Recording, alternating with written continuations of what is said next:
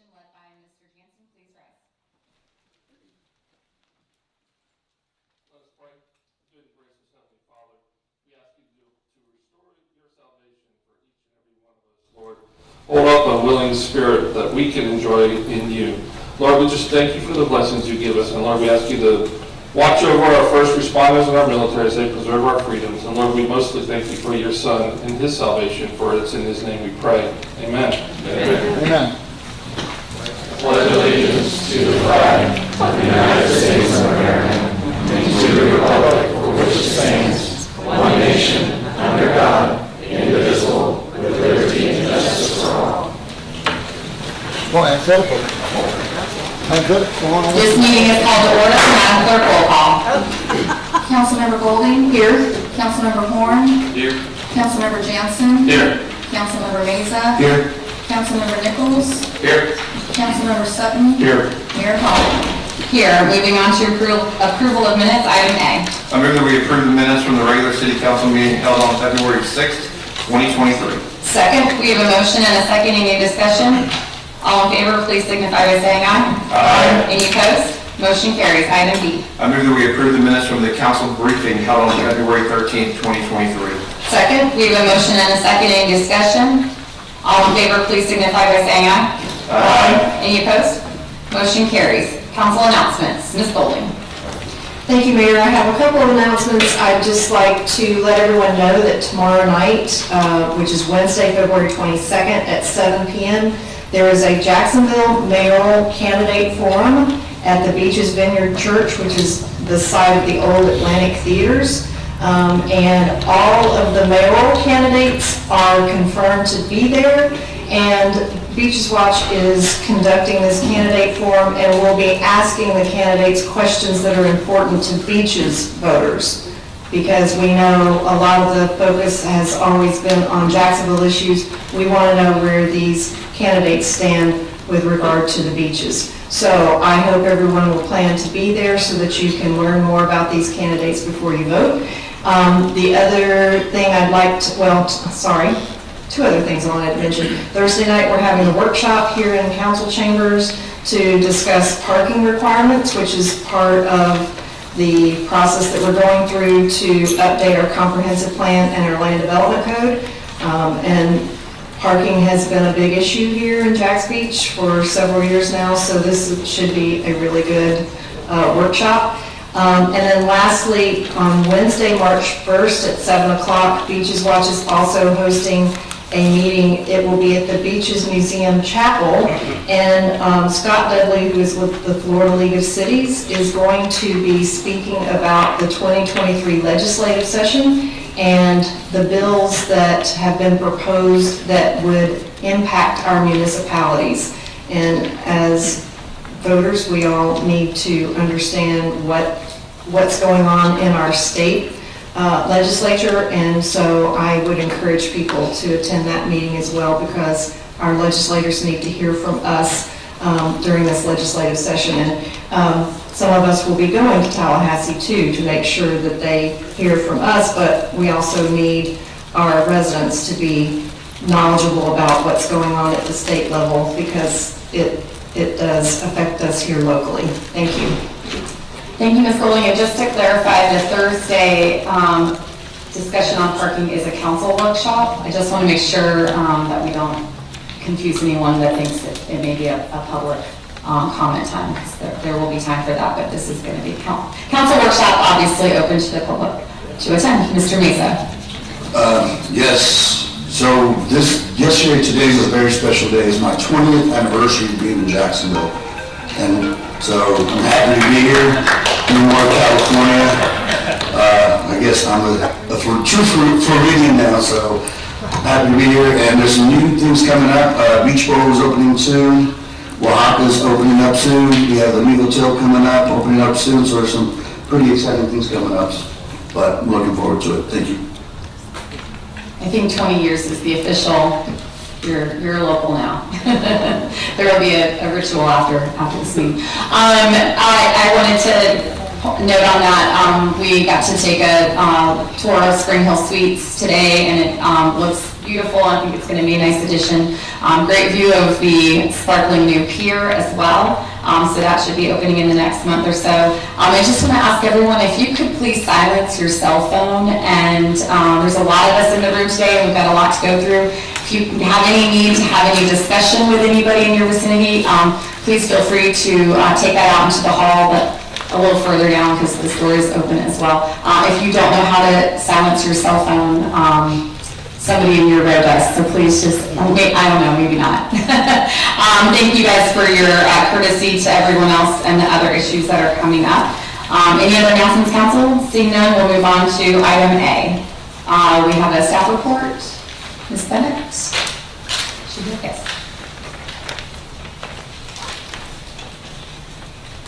So good evening, Mayor and Council. On January 27th, our city manager completed his 4th year with us. At the briefing last Monday to discuss his performance, a consensus was to award the city manager a 3% merit increase. So I'm here seeking approval to give him a 3% merit increase. Thank you, Ms. Bennett. Can we get a motion? I move we approve a 3% annual merit increase for the city manager. Second. We have a motion and a second. Any discussion? Just for everyone to know, this is a pretty involved process that includes evaluations from the department heads in our city and evaluations by all of the city council members and discussion at a briefing. So it's not something we go into lightly, and it's great to hear the feedback, especially from the city manager's direct reports. But our city council only has 2 employees. They're on either side of me, so it's a really important opportunity for us to evaluate both of their performance, and I think it was pretty consistent that he's doing a great job, and we appreciate all that he continues to do for the city. Any other discussion by council? Madam Clerk, roll call. Councilmember Golding? Yes. Councilmember Horn? Yes. Councilmember Jansen? Yes. Councilmember Meza? Yes. Councilmember Nichols? Yes. Councilmember Sutton? Yes. Mayor Hoffman? Yes, motion carries. Financial reports, Ms. Gossett.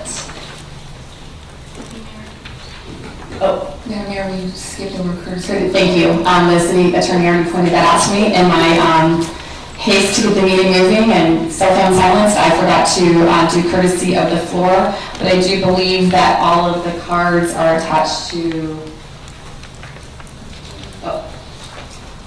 until just now, all of the cards were attached to an agenda item, but we do have one discussing an item that is not on the agenda. Michelle Tipton.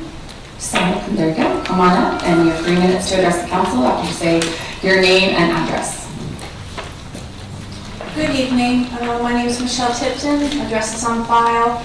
I know the 35-foot height amendment is not on the agenda, but I was one of many that stood in rain and wind with some of you on the board, 2004, pushing for this height amendment. And that was nearly 20 years ago. And it terrifies me to think of what our beaches would look like if that wouldn't have happened 19 years ago. I know there's a lot of push for development, but I think that there's a lot to be said for a smaller Jacksonville Beach.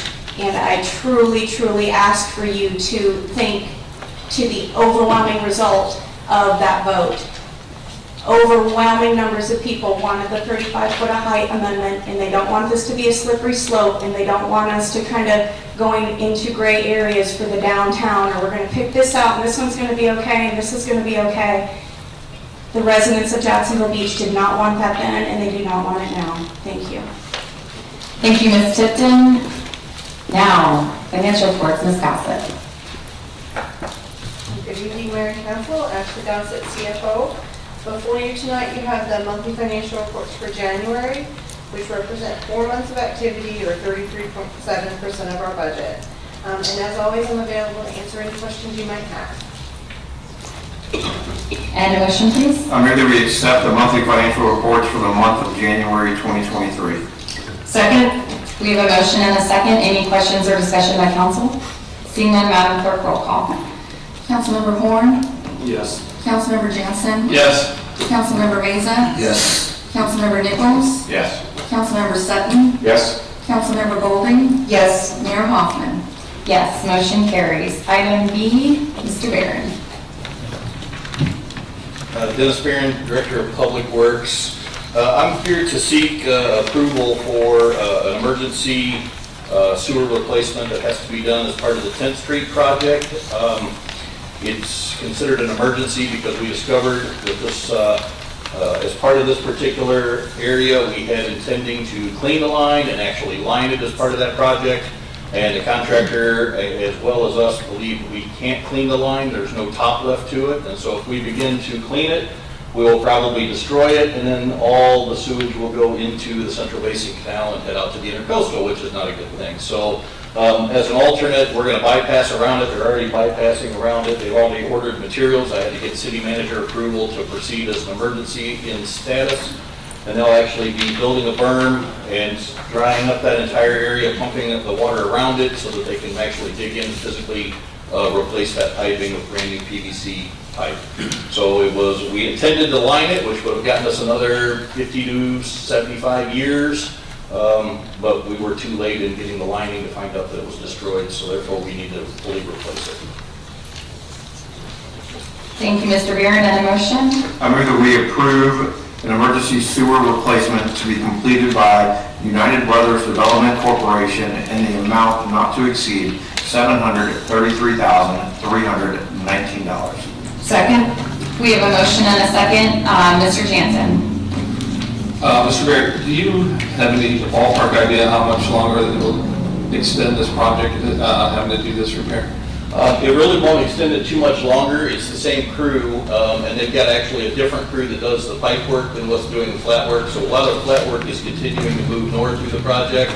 So this was already scheduled to be cleaned and lined. So instead of cleaning and lining, they'll actually be pulling out and replacing it. So it probably won't extend beyond the 30-day extension above and beyond the existing project timeline. Thank you. Mr. Horn? I think we had a similar discussion on this, and I like this, maybe this one previous to a different meeting, but I think it was another similar situation. In regards to all of the drainage lines, the sewer lines that we have, I know that Jacksonville Beach has been undergoing renovation and repair for years and years and years. Where are we in totality as far as, like, if you were to say Jacksonville Beach 100%, where are we as far as all of our sewer lines being replaced and up to code, as far as, like, not going to come across something like this? I think this is cast iron, or was it? This was I think it was a ductile iron main that was actually put in with concrete on top of it to hold it down, to keep it underneath in case it wouldn't float out. But I don't know that I have a really good answer for you. I'm going to put a shameless plug into asset management, which you hear us talking about every single time budget year comes around. So asset management is the ability for us to track those assets by installation dates and types of materials. So while we try to include everything as part of a project when we do it, we try to not just focus in on the project area, but look and see what needs to be replaced within a block around, and if we can add to a project. Like I said, this was intended to be lined as part of the 10th Street project. It was just not enough pipe left to actually line what was there. So I can't give you an accurate number. I know our sewer master plan, which is still in development. I've seen the draft of it. Several of their projects that they've already recommended, to go after all cast iron mains to be replaced, and then ultimately ductile iron mains to be replaced.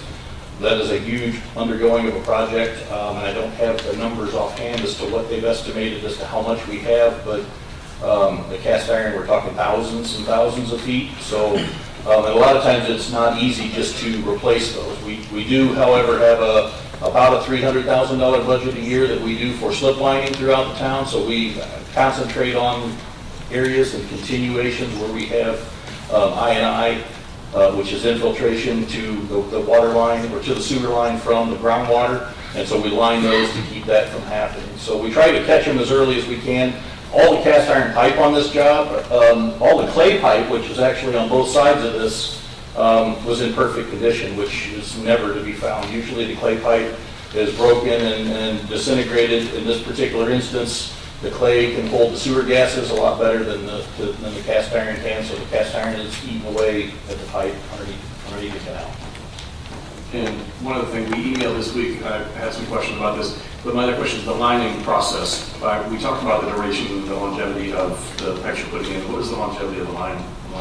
A lining project, usually you'll add 60 to 70 years onto a pipe because it is actually a cured in place liner on the inside, so it actually goes in with a it's kind of hard to explain, but it's kind of a tube that goes in it with some enamel so that it basically cures up, and so it actually replaces the actual pipe structurally with a new plastic line pipe. Hey, I've seen it, I just wasn't sure what the longevity is. Okay, thank you. Any other questions or comments by council? Madam Clerk, roll call. Councilmember Jansen, Yes. Councilmember Meza, Yes. Councilmember Nichols, Yes. Councilmember Sutton, Yes. Councilmember Golding, Yes. Councilmember Horn, Yes. Mayor Hoffman. Yes, motion carries. Thank you. Thank you, Mr. Barron. Next item, Ms. Oliver.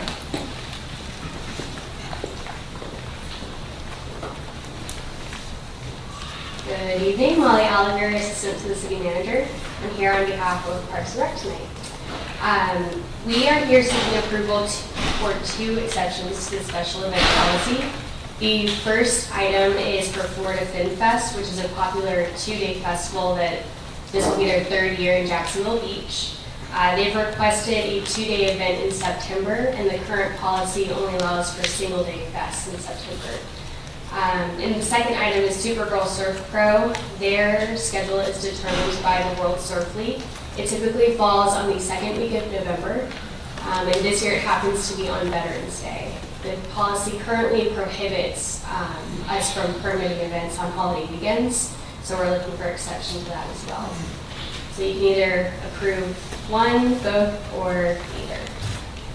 Thank you. We'll take them one at a time. If you want to make the first motion, Mr. Nicholas. I move that we approve an exception to the special events policy to allow Florida Fin Fest in September 2023. Second? We have a motion and a second. Any discussion by council? For the audience to know, this is a relatively new event on our calendar, but it's done very well, been very well run, and they were anticipating that we would have a revised special events policy by the time that they were planning this year's event, which they take so much lead time that we're not quite there yet. So this is not a usual thing for us, doing event by event exceptions, but I think we agreed in a recent briefing that this would be worth bringing to the council. And seeing no other discussion, Madam Clerk, roll call. Councilmember Meza, Yes. Councilmember Nichols, Yes. Councilmember Sutton, Yes. Councilmember Golding, Yes. Councilmember Horn, Yes. Councilmember Jansen, Yes. Mayor Hoffman. Yes, motion carries. Item 2. I move that we approve an exception to the special events policy to allow Supergirl Surf Pro on Veterans Day weekend. Second? We have a motion and a second. Anything to add? Ms. Oliver, any questions or comments from council? Madam Clerk, roll call. Councilmember Nichols, Yes. Councilmember Sutton, Yes. Councilmember Golding, Yes. Councilmember Horn, Yes. Councilmember Jansen, Yes. Councilmember Meza, Yes. Mayor Hoffman. Yes, motion carries. Who's doing junior lifeguard? Oh, Mr. Urbanian. All right, good evening, Lieutenant Urbanian, Jacksonville Beach Ocean Rescue Training Operations Officer. Here tonight to present our junior lifeguard program to seek approval for the rate of our junior lifeguard program. Here to answer any questions that you guys may have. Madam Clerk, will you read the resolution by title, please? A resolution of the City of Jacksonville Beach, Florida, establishing rates, charges, and fees for the Ocean Rescue Junior Lifeguard Program, providing for adoption of recitals, repeal of prior inconsistent resolutions and council decisions, severability, and an effective date. Thank you. And a motion? I move that we adopt resolution number 2137, 2023, establishing rates, charges, and fees for the Ocean Rescue Junior Lifeguard Program. Second? We have a motion and a second. Any discussion or questions by council? Ms. Golding. Lieutenant, could you, for the sake of the audience, could you give us a little bit of background and history on this junior lifeguard program? Yes, ma'am. So the junior lifeguard program has been active in our community for over 20 years. It has been with a partner. It's been produced with a partnership with the Volunteer Life-Saving Corps. Currently, the City of Jacksonville Beach is requesting, Jacksonville Beach Ocean Rescue Division is requesting to seek full program operations and to continue the junior lifeguard program that brings such a high energy of beach safety, outreach, and community involvement within our tight-knit community.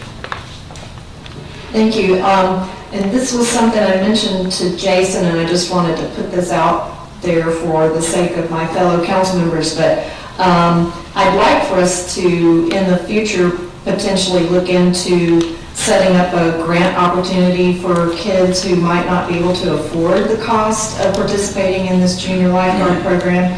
So I think that could be really beneficial. I'm sure that there are kids who are out there that might not be able to afford it, and it would be a great thing for them to be able to participate in. So I hope that's something we can look at doing in the future.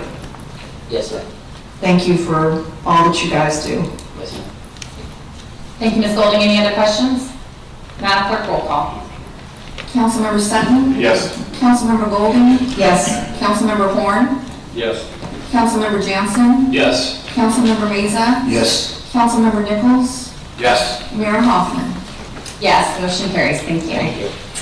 Okay, moving on to our first ordinance. Want to get a staff update, anything additional from your last meeting? Good evening, Mayor and Council. Heather Ireland, Planning and Development Department. No updates from the first reading, but I'm here to answer any questions you have. Again, this is an update to our flood hazard ordinance to maintain compliance with FEMA requirements. Thank you. Madam Clerk, will you read that ordinance by title, please? An ordinance of the City of Jacksonville Beach, Florida, amending Chapter 34 Land Development Code, Article 8 Site Development Standards, Division 5 of Environmental Standards, Section 34-367, Flood Hazard Area, to provide for accessory structures in flood hazard areas and to specify elevation of manufactured homes in flood hazard areas, providing for repeal of conflicting ordinances, severability, codification, and an effective date. Thank you. This ordinance for the amendment of the Land Development Code is before the council for a public hearing and consideration on its second reading. Under the laws of the state of Florida, an ordinance which changes the actual list of permitted, conditional, or prohibited uses within a zoning category, or which otherwise changes the text of the Land Development Code is a quasi-legislative proceeding. A quasi-legislative proceeding means that a governing body is acting in its rulemaking capacity. It is the duty of the council to arrive at sound decisions regarding the use of property within the city. This includes receiving citizen input regarding the proposed uses within a zoning category. The application has been reviewed by staff and the Planning Commission for consistency with other portions of the Land Development Code and the Comprehensive Plan. The council may hear from all interested parties in the legislative determination of an amendment to the text of the Land Development Code. The council's decision on a text amendment application is based on the criteria set forth in Section 34-211 of the Land Development Code. Each member of the council has been provided a copy of the criteria. I will now open the public hearing on ordinance number 2023-8190. We do not have an applicant or spokesperson, so I will start with the speaker cards. We have two cards, one from Mr. Todd Smith, who does not wish to speak, or does not wish to address the council, but is opposed to the agenda item, and Mr. Robin Smith, who does not wish to address the council, but is opposed to the agenda item. Would there anyone else like to speak in favor of or opposition to, the application? I got here late. Okay. You called my name, Robinson. I don't believe, I think you misread my card.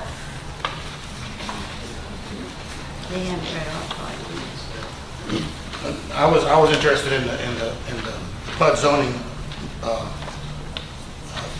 Okay, it says 2023-8190. Thank you.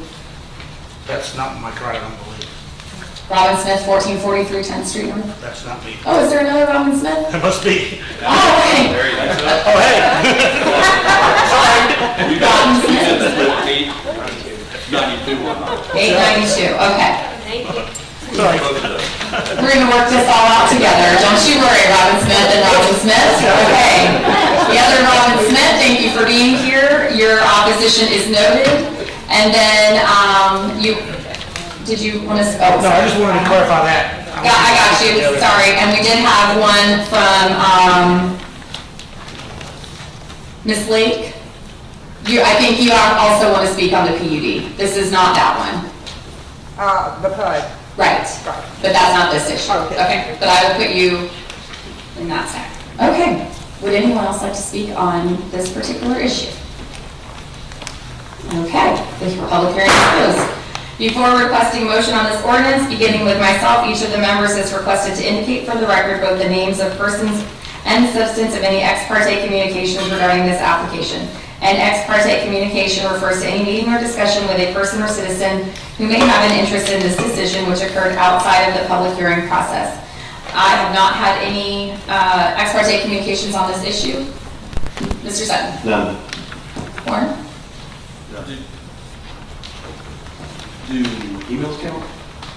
Yes, but you can file this with clerk. Yeah, they were forwarded to the clerk. I think I had 1 or 2 against, but Okay. that's all. Mr. Mesa? I have 1 or 2 emails. Mr. Nichols? None. Mr. Jansen? None. I have 1 email. Okay, thank you. And can we have a motion on this item?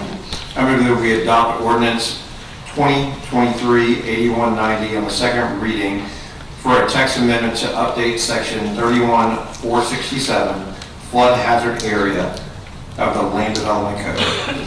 Point of order, the section is 34-467. 31. I will make that, I'll do that again.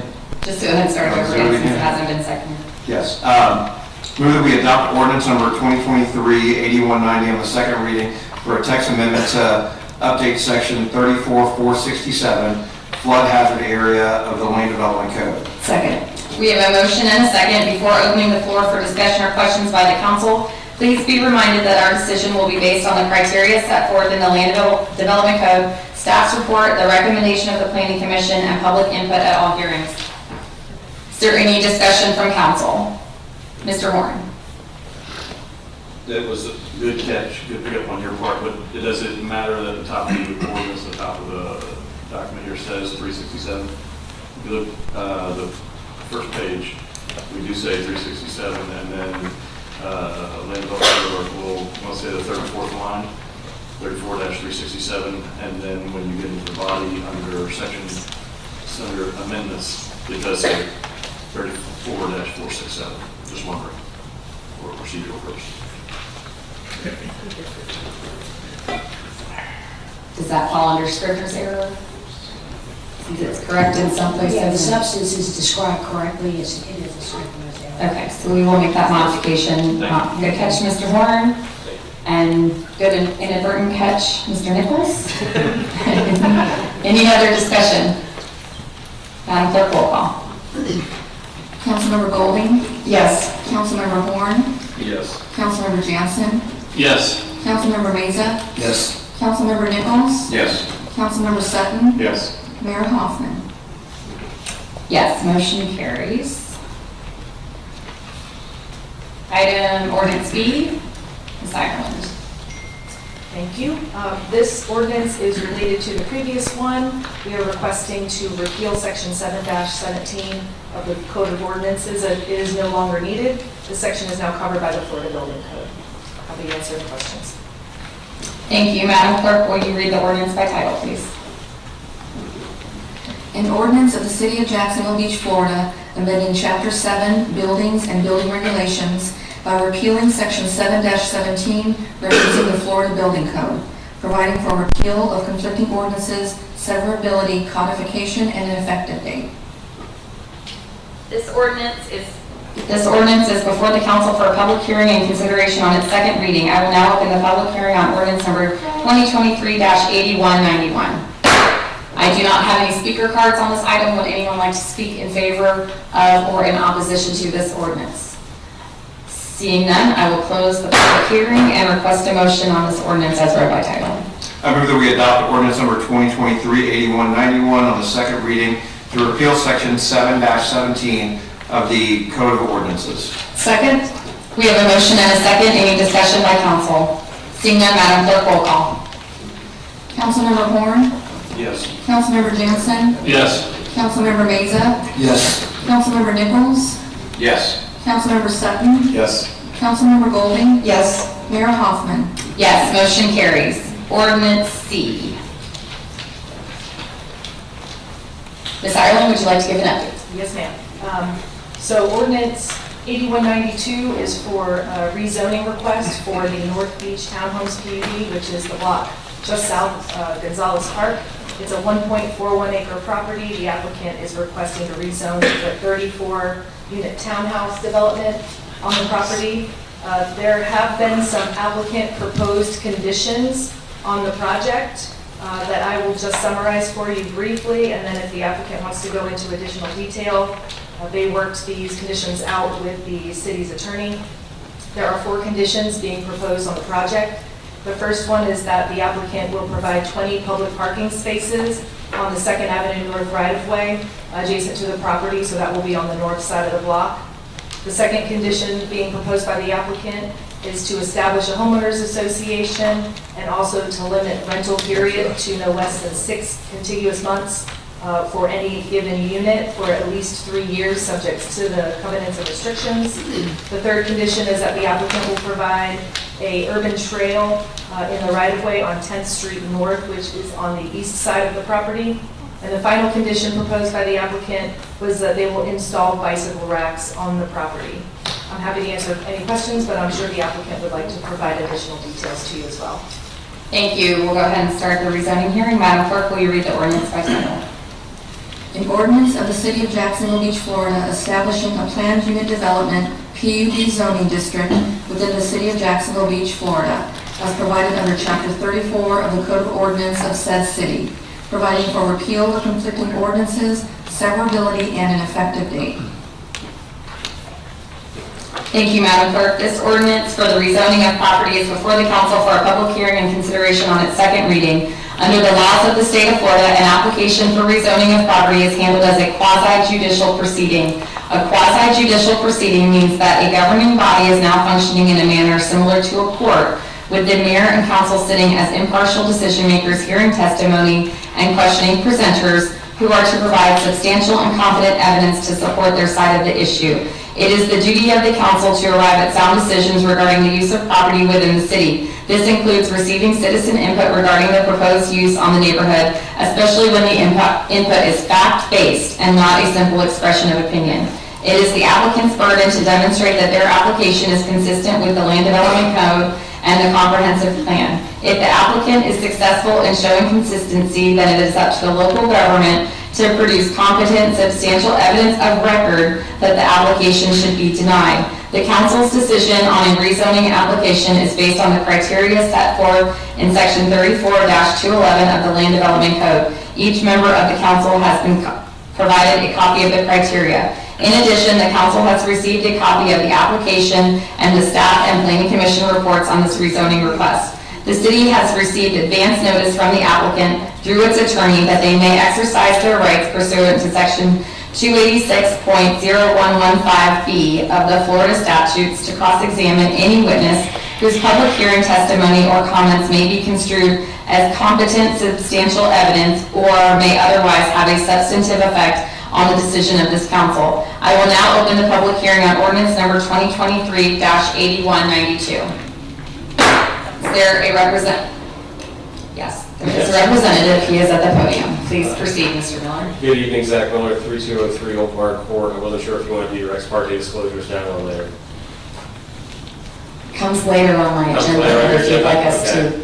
Well, I know you've all heard a lot about this project. You've certainly heard enough from me and Alex. So I'm going to cover some of the basics, and then I'm going to talk about some of the conditions we've worked on the last 2 weeks with your staff. This is the project rendering, a view from Gonzalez Park. You saw this 2 weeks ago. This was proposed. This is what the current zoning allows. And the reason I bring up this, these 2 pictures is one of the conditions are that we were going to pay for and develop 20, minimum 20 public parking spaces on 2nd Avenue North. We believe we can get more than that, but we're committed to doing at least 20. And the reason why I want to bring these pictures, if you notice, the design that we're doing allows for an internal driveway. That allows for us to do the public parking on 2nd Avenue North. If we did the 28 townhouses that are allowed by right, the driveways would go to 2nd Avenue North and would eat up the right-of-way space that would be needed for the public parking. So it's not only that we think this is not as good of design, It would also take away the ability to build a public parking either by us or the city on 2nd Avenue North. There's been a lot of talk about the density. I know we've been over this, your staff's been over this. It was the city's decision, policy decision, to designate this as high-density residential.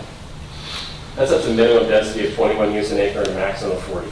As Mr. Stefopoulos has reminded me on numerous occasions on numerous projects, just because something sets the maximum, that doesn't mean what you can do. However, we're at approximately 24 units an acre. So as to density, as to the number of units, we're well within your comprehensive plan. There's been a lot of talk about traffic. You've seen this before. When we met with your staff in early December, we gave them a traffic study from Kimley Horn. The amount of units that we're proposing allows approximately 3 more peak hour trips, both in the AM and in the PM, versus the 28. There is capacity on Beach Boulevard, which would be the major segment. I think the excess capacity was something like 600 trips. So on density and on traffic, I believe we're not going to have an adverse effect. I wanted to bring this up because this kind of goes to the second condition. This is what the current RM1 zoning is.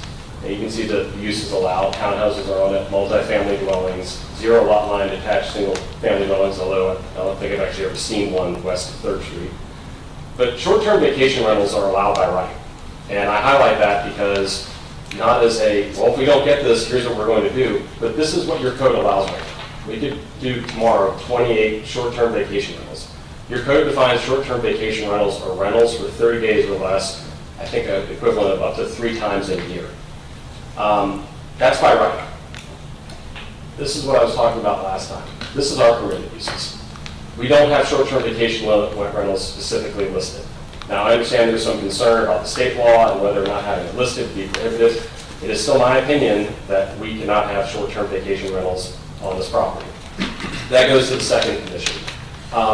In working with your staff, with your planning staff and your attorney, I agreed to a condition that we expressly would not allow short-term vacation rentals. Just put it in black and white, put it in the actual HOA covenants and restrictions. There's a concern under the state preemption that that would violate state law. And I still offered that we would prohibit and we would have a requirement in our HOA covenants and restrictions that the minimal rental period would be for 6 months. And that would be in our covenants and restrictions, it would be in the PUD. There was also concern that that would violate state law. If that is a condition this council wants to go with, the applicant is on board with it. That goes to condition number 2. This is just another look of the public parking along 2nd Avenue North. Again, if we were to build the project as the current zoning allows, because we have to have driveways and we have the right to access the road, that would eat up the public parking. This is just another view of it.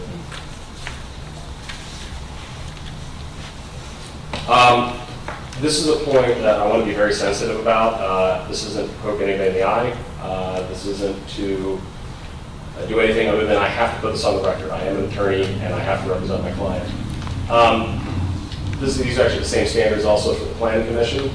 But you have to base your decision based on the standards in 34-348J3. That's not what I'm saying. That's what your code says. That's what I'm bringing up. I know the ordinance says 34-211. I know that the staff report represents 34-211 and 348. The staff report says that we meet both criteria. The staff report by law is substantial evidence. Well, what is the parking requirement? Well, under 34-348J3 subsection F, we have to go to Article 8, Division 1. What does that require? Off-street parking, 2 parking spaces per dwelling unit. There's been a lot of talk about we don't have enough parking, we don't have enough parking. We meet the code that you have on parking.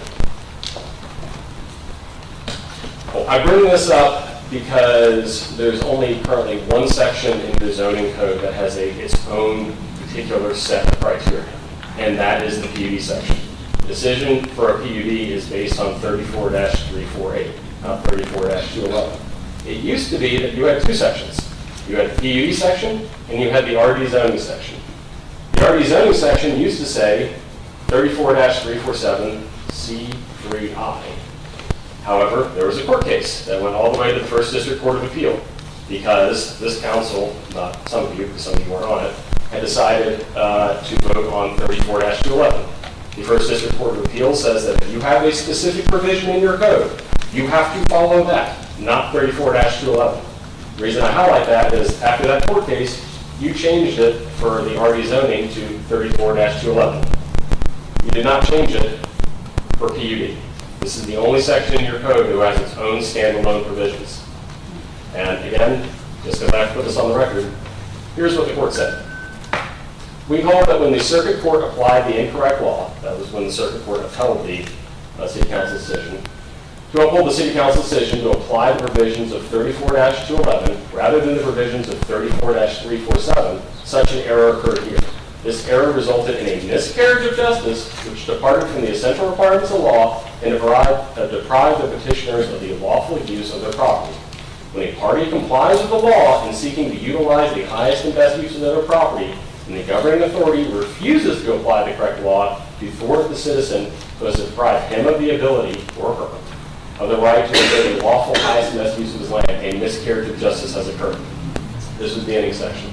For the foregoing reasons, we hold the circuit court's order failed to apply the correct law when it found that petitioner's application was required to comply with the standards in 34-211 rather than those contained in 34-347. Again, respectfully, I have to make the argument that the only provision that is applicable is the standards in 34-348 subsection J3. That's a lot to cover. I'm happy to answer any questions or happy to try to address any concerns the public has. Thank you, Mr. Miller. We will now open the hearing for testimony from other interested parties. Sorry, Dan McGowan. Is that right? Okay. So we're going to start going through the speaker cards like we did 2 weeks ago. So I will call your name and come on up to the podium, say your name and address, and you'll have 3 minutes to address the council.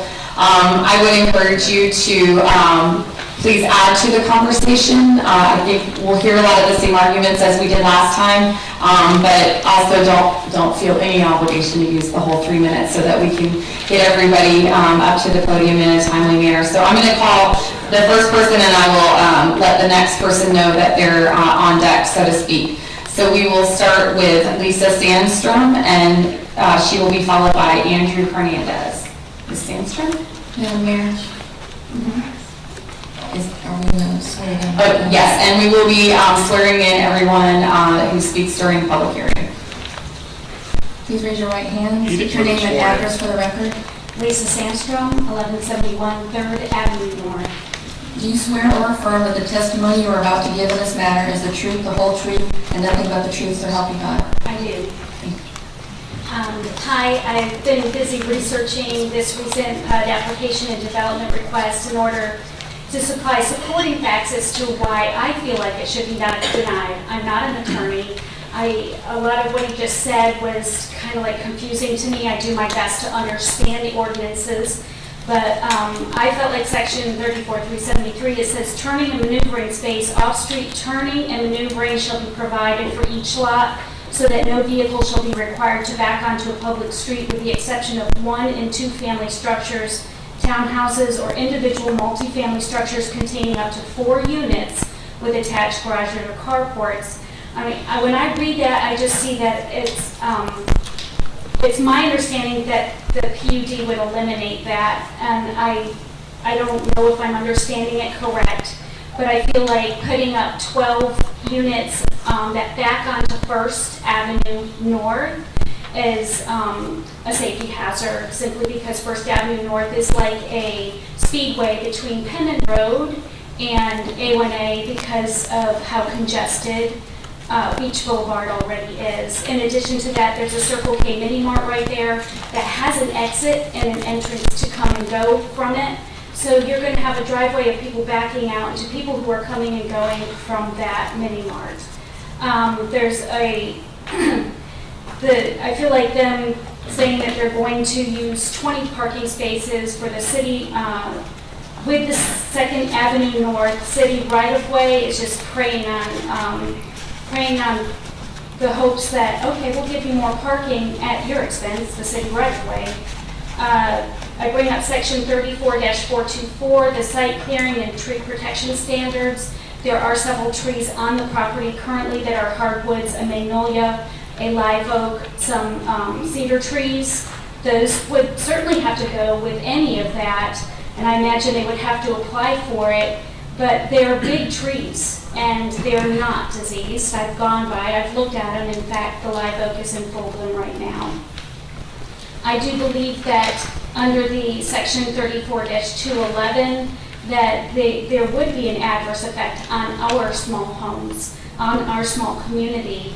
I don't feel like it would, with that amount of people congested into a 1-block radius, the comings, the goings, people aren't going to just follow one direct route to the light at night to get out. I firmly believe that they'll use all avenues to come and go.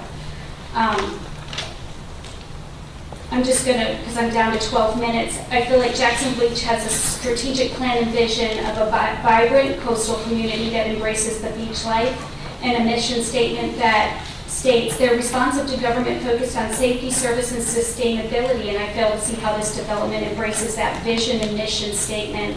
And a vote for this development goes directly against that vision of what I envision for our Jacksonville beach life. And I'm asking once again for your respectful consideration of voting against the PUD application. Thank you, Ms. Sandstrom. And we are not going to be applauding in between each speaker. Thank you.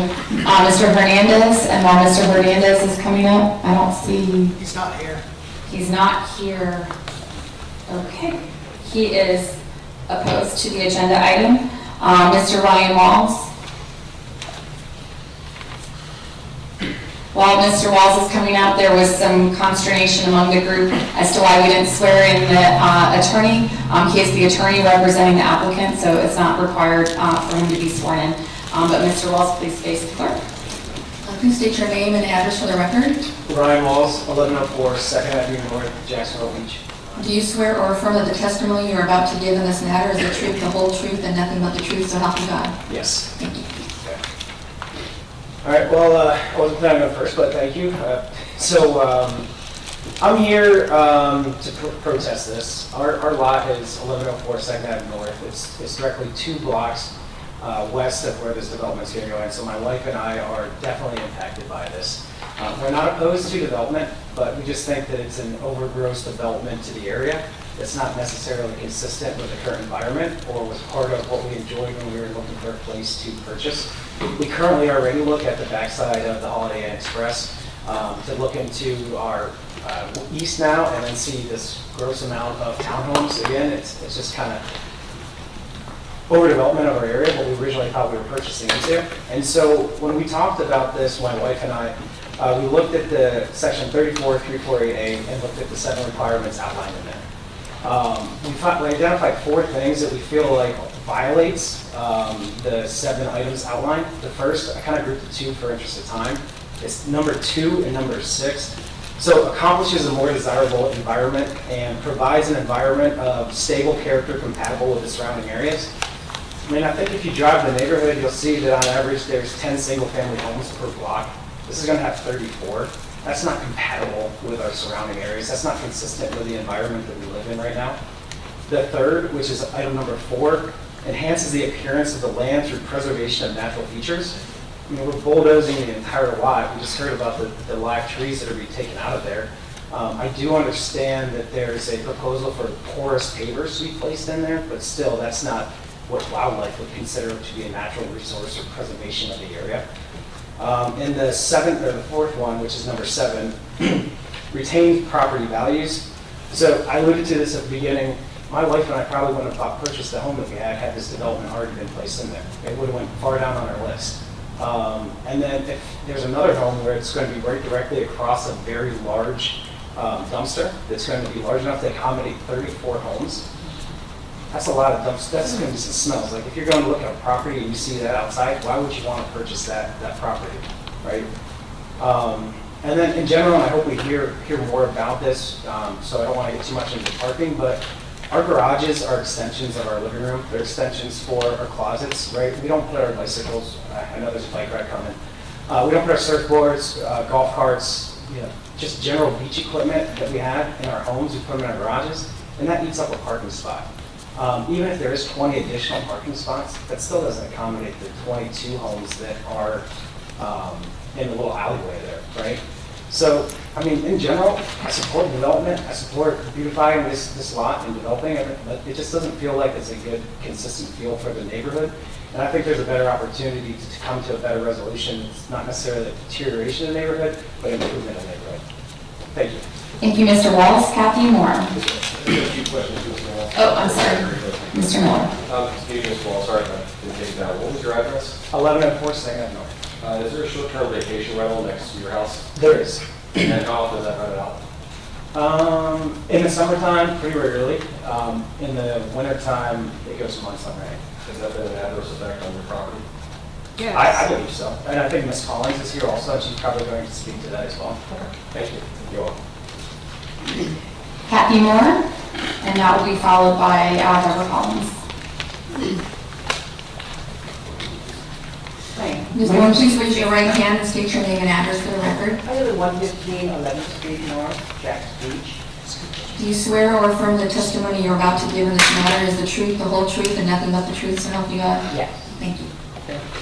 Okay, thank you all for listening to me. I just have a few things to say. As I'm a resident of the Pines Apartment, yes, they do have a name, at 115 11th Street North, that's the tan two-story Spanish building. I've lived there for 37 years, paying rent on time, and now we're all being evicted and our home demolished due to the townhouse crisis, so to speak. My neighbors are mostly in their 60s. We're all semi-retired. Many are handicapped, veterans, and now we're forced to scramble to find affordable housing. Most of us have been there at least 20 years. And with all the surrounding homes, they're quite lovely and quiet, and we look out for one another. So I feel like I sympathize with my good neighbors as they anticipate their property values plummeting. So I implore the City of Jack's Beach City Council, do what you were selected and elected to do, and that is to look out for the best interest of the good citizens of Jacksonville Beach. Thank you. Thank you, Ms. Moore. Ms. Collins. I hadn't actually checked the box to speak, but why not?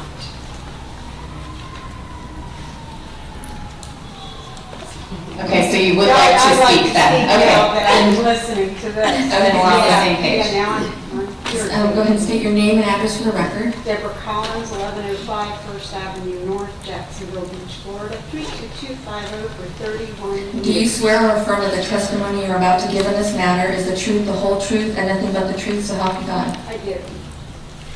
We do indeed have an Airbnb directly behind my house. I'm sorry, I don't even know your name, but in right next to it. Can't hear you. And nobody's ever said that to me. It's rare that there's a month that there aren't people in that Airbnb.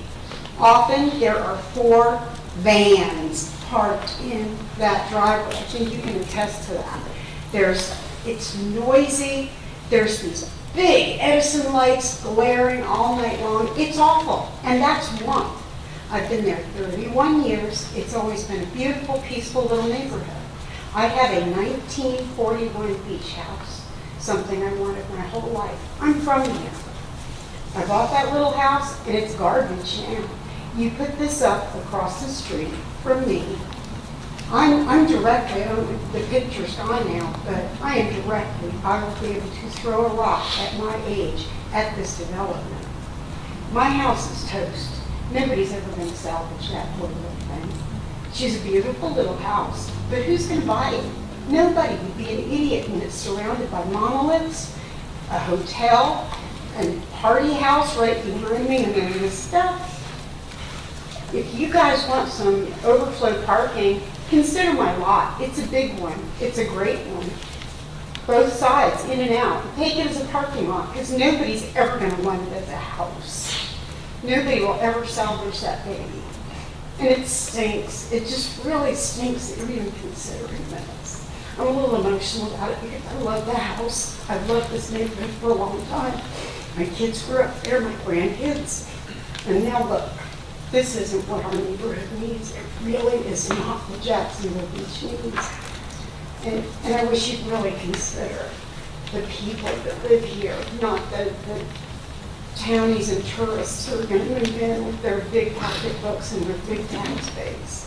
Because that's not what our neighborhood is. Thank you, Ms. Collins. Lyndon Hayes.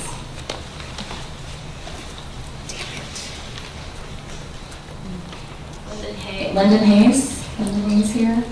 Lyndon is in support of the above agenda item. Casey Braun. Yes. Oh, I'm sorry. You have checked both I wish to address the council and I do not wish to. I just have one quick statement. Okay. I'm Casey Braun. I live at 804 13th Avenue North, Jacksonville Beach. Do you swear or affirm the testimony you're about to give in this matter is the truth, the whole truth, nothing but the truth, so help you God? Yes. Thank you. Okay, a big issue or a big statement about supporting this possibility is the elimination or the potential reduction short-term rentals and that type of thing.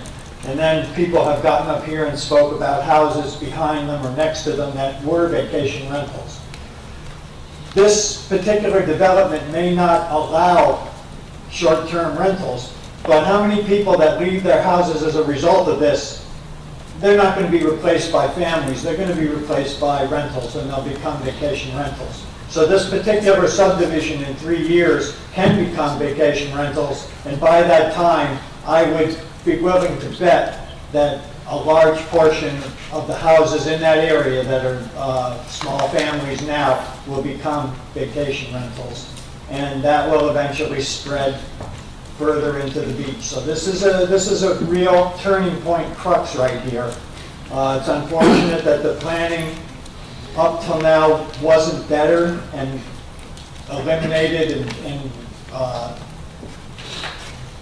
prohibited things that it should have, but I don't think we should allow this to happen because I think the repercussions are going to be a lot bigger than anything we're talking about right now. And repercussions are always an important part of whatever anybody does. Thank you, Mr. Vaughn. Todd Smith does not wish to address the council but is opposed to the agenda item. Ellen Lake.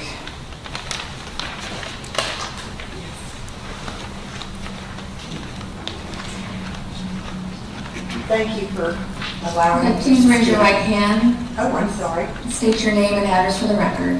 Ellen Victoria Lake, 10 Dogwood Court, Jacksonville Beach, 32250. And do you swear or affirm the testimony you're about to give in this matter is the truth, the whole truth, and nothing but the truth, so help you God? To the best of my knowledge, it is. Thank you all for coming for or against it. Thank our council for reconsidering your vote. I lived in this apartment for a while. I know a lot of the people in the area. I think Jacksonville Beach extremely needs to come up with what they are. I have mentioned to, I guess you can hear me, I have mentioned to people that we have the only ghetto on the Atlantic Ocean. We are horrible here. We don't know what our town center is. We have no town center. We are a bar. We're a place for homeless. Why don't we turn Kmart into a homeless center? Okay? Just my thoughts and opinions. But I think massive amounts of people coming here, closing Florida Boulevard with no police, readjustment of the traffic signals, and having, I'm sorry folks, but anyway, and having all the congestion on Penman. Penman is my artery. I can cut through. Closing Second Avenue North is a horrendous thought, and I've heard that is considered. That is, I don't know if it's fact. I hope not, because we're strangling ourselves. Can our infrastructure fit? When I was looking to move to Ocala to raise ostriches years ago, they wouldn't allow you to buy land and have animals on it, but a certain limit, because they had to keep up with the roads and all the traffic that's going through, and we have massive problems here. You close Florida, then you close 6th Avenue North, and it's like, okay. Then you got 3 schools getting out at the same time. what an absolute nightmare. And that's not even addressing our problem with Beach Boulevard or all the other. I'm sorry that I hope that something is done. My friend and neighbor a while ago, she's been there, 37 years. Where is she going to go? The price when I lived there was $450 a month for a one-bedroom apartment. Terry Peterson's did a marvelous personal help to this community. I believe she started Dial-A-Ride. Does anyone know anything about that? We have some tremendous things going on in this town. But we need everybody to kind of look at what's going on the population and overdoing it. 14 seconds, 13 seconds. One of them has to do with, I'm losing my train of thought. We're just so congested. Is Penman going to be, thank you. Thank you, Ms. Lake. I wouldn't normally comment after one speaker, but I did want to clarify. This is not a reconsideration. This is a second reading of the ordinance. And as far as I know, there are no road closures involved in this application, unless I'm missing something. So thank you for your comments. We have a few cards that entered a card that do not wish to speak. Margaret Fishback. Margaret, want to wave your hand? Thank you for being here. Does not wish to address the council, but is opposed. Alvin Clark does not wish to address the council. Thank you for being here, Mr. Clark. Is opposed. Margaretta Clark, sitting next to Mr. Clark, does not wish to address the council, but is opposed to the agenda. Connie and David Rifkin here do not wish to address the council, but are opposed to the agenda item. Jacques Corneau, I just like saying that name. Jacques, thank you for being here. Does not wish to address the council, but is opposed to the agenda item. Scott Roycraft. Thank you, Scott. Does not wish to address the council, but is opposed to the agenda item. Jim Gillis. Jim, thank you. Does not wish to address the council, but is opposed. Marcel Gillis. I'm thinking right next to. There we go. Does not wish to address the council, but is opposed to the agenda item. Okay, back to the speakers who wish to address the council. Gary Lyon, and that will be followed by Elaine Hinsall. Come on up, Gary.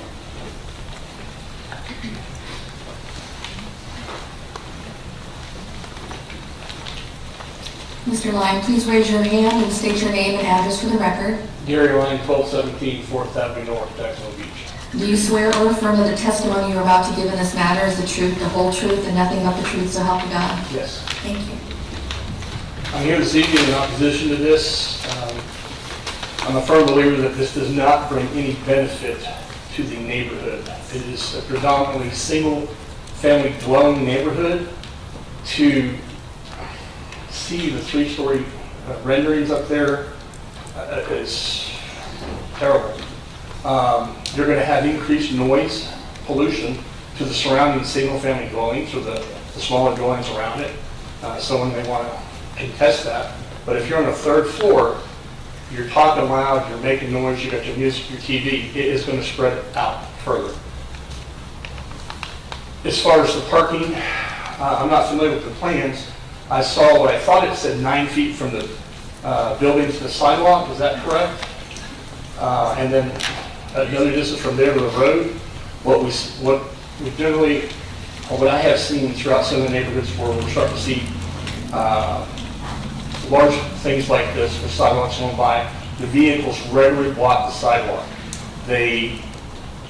If the sidewalk's not big enough for the vehicles that park there, is that not a violation? Because you're not allowed to block the sidewalk, whether it's your driveway or not.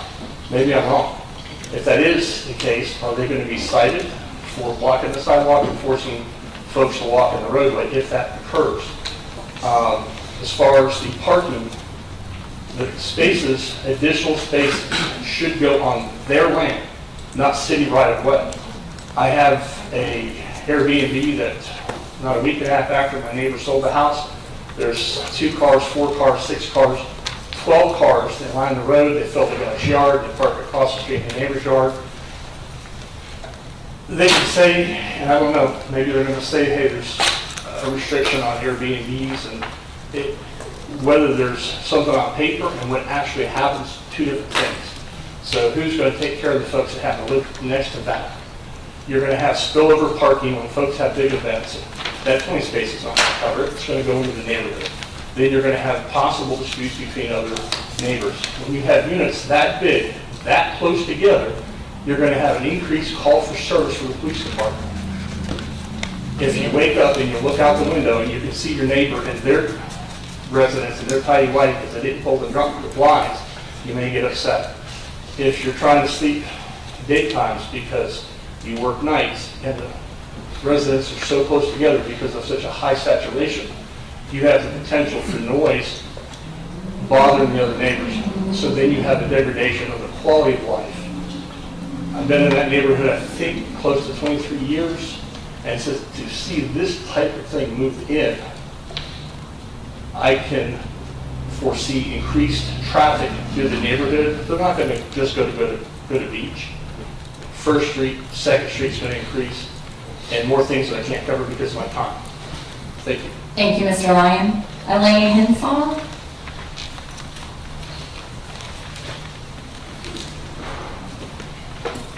Ms. Henshaw, please raise your right hand and state your name and address for the record. My name is Elaine Henson. My formal address is 1307 Rigdon Road, Jacksonville, Florida, 32220. However, I have an address at the beach, which is 1028 North 4th Street, 32250. Do you swear? And came out here today. I'm sorry, the clerk is not finished swearing. Oh, I'm sorry. Do you swear or affirm that the testimony you are about to give in this matter is the truth, the whole truth, and nothing but the truth, so help you God? It is. Thank you. Thank you. My husband and I drove out here today with traffic so unbelievably horrible that it took us an hour to get here from Interstate 10 in White House. I have owned our condominium since 1984. Traffic is abominable. We don't need any more people out here. This is our paradise, and we're losing it. And I don't know why. I don't understand why anybody would want to forego what we have. And my neighbor mentioned a song to me the last meeting, because I was not here at the last meeting, and she was, and she's not here tonight. And some of you may know it, and some of you may not know it. But it was written by Joni Mitchell in 1960-something. And I'm sure when I say the title to it, you'll know what I'm saying. And it's called They Paved Paradise. Everybody know that song? Yeah. And put up a parking lot with a pink hotel, a boutique, and a swinging hot spot. Don't it always seem to go that you don't know what you've got till you lose it? They paved Paradise and put up a parking lot. They took all the trees, put them in a tree museum, and they charged people $1.50 just to see them. Well, today it'd be more than $1.50, as you're well aware of, the price is going up. We do not need another 50, 60 cars on Beach Boulevard or on Atlantic Boulevard. The traffic is abominable. Why make it worse? I just can't believe I'm standing up here with I love this place. I come out here every opportunity I get. Like I said, we've owned it since 1984. We have 15 units. We have 2 parking places per unit, plus we have several guest spots. We have a huge green space. It's a beautiful place. It's probably the only one like it at Jacksonville Beach. Going down Penland Road to 8th Street and trying to get off of it is awful. It needs a stoplight. It didn't used to be that way. Why are we going to make it worse, not better? Why? I don't understand. And I hope you all will take what I have to say, because I'm speaking from emotion. No, I don't know anything legal to say. This is from emotion. I love this beach. And I would like to see it stay. and not get worse. Thank you. Thank you, Ms. Hinton. Robin Smith. Following Robin will be Patrick Kennedy. Mr. Smith, please raise your hand and state your name and address for the record. My name is Robin Smith. I live at 2706 College Drive, Jacksonville, Beach, Florida. Do you swear or affirm the testimony you are about to give in this matter is the truth, the whole truth, and nothing but the truth, so help you God? Yes, I do. Thank you. I just wanted to reference the land development code that the previous gentleman mentioned with the 7 performance criteria that to allow for above zoning. By my reading, he said he saw at the most 4 that they didn't, 4 criteria they didn't meet. I see out of the 7 criteria, they only met 2, in my opinion. I mean, it's opinion, but I could read them all out to you to pick up on my time. But in my opinion, they only met 2 of the 7 criteria in this particular 34-348. They met number 1, which I think had to do with creativity, and number 3, which has to do with, I think, efficiency. The rest of them, anything that helps us, we fail every single one of those, in my opinion. I was also going to cite 34-211C, which you probably are aware of. Mr. Miller covered that very well. He showed us some legal papers. It looks like it sheets down 34-211C, which states, well, I'm not going to read the whole thing because I know what he's going to do. He's going to shoot me down and say, well, the court hearing says 34-211C doesn't apply. It does apply because this is going to be an adverse community change. Everybody that you've heard tonight is testified at that point. Adverse community change is happening now. That's my thoughts on 34-211C. The short-term rental market, it's real, it's here. It's hurting neighborhoods all over. We've heard stories tonight about it. This promise that they're gonna not do short-term rentals for 3 years. It's a hollow promise. And it's gonna take 3 years to get the thing built and sold off. What you're gonna end up with, in my opinion, you're gonna end up with a 34 units that are probably owned by 8 or 10 investors. The real estate market is there. Investors are buying these properties. Investors want to make money. They're not gonna, 2 years, 364 days from now, Airbnb's gonna be in there, okay? And the way the units are set up in here, in this particular development is you have a bedroom downstairs, and 2 bedrooms upstairs. The bedroom downstairs has access from the street. That could be marketed as a studio right there. So now instead of having 34 units, you have 68 units. 1 bedroom downstairs, 2 bedrooms upstairs. Airbnb would love to put those on their website. I don't think we want that. Do you want 64 units across from your house? I don't think so. Airbnb you could Airbnb that bottom bedroom as a studio. You could Airbnb the top rest of it as a 2-bedroom apartment. Both access to the streets with absolutely no parking requirements for the studios.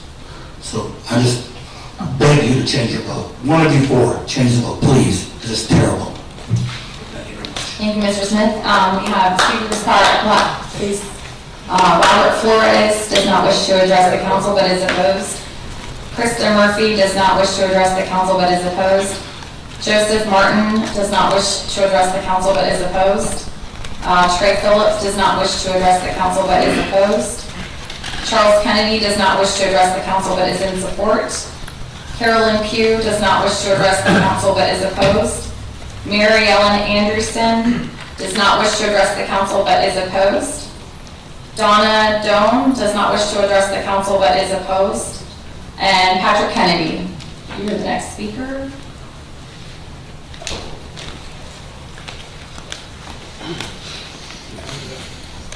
Mr. Kennedy, please state your name and address for the record. Yeah, Patrick Kennedy, 1118 4th Avenue North, Jackson Beach, Florida, 32250. Do you swear or affirm the testimony you're about to give in this matter is the truth, the whole truth, and nothing but the truth? So help you God. Thank you.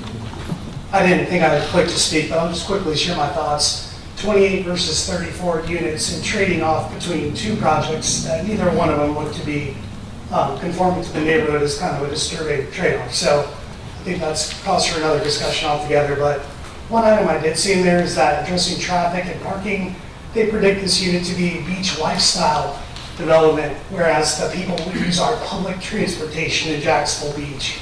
They address the bus stop that's right there on the corner of Pittman and Beach. If you have ever ridden the bus in Jacksonville, I would ask you to raise your hand, because no one uses public transportation, maybe to go to a Jaguars game. The second piece of this is to look out your window and see a 3-story massive development. I bought my house 3 years ago here to appreciate. If this gets put on the market, I will put my house on the market tomorrow, because I will never recoup that value, where it will take 10 plus years. I don't want to rent my house out either, because I just don't want short-term rentals and rentals throughout all the neighborhoods.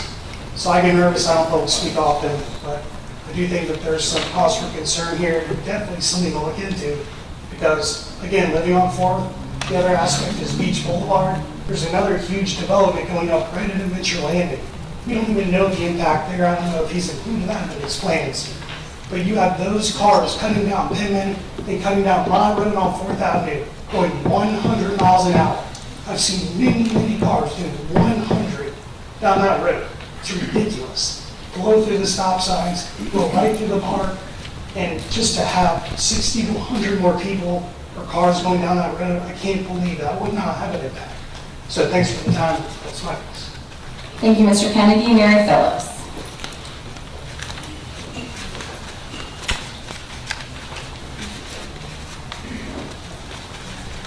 Ms. Phillips, please raise your right hand and state your name and address for the record. Mary Phillips, 934 10th Street, North Jacksonville Beach, Florida. And do you swear or affirm the testimony you're about to give in this matter is the truth, the whole truth, nothing but the truth, so help God?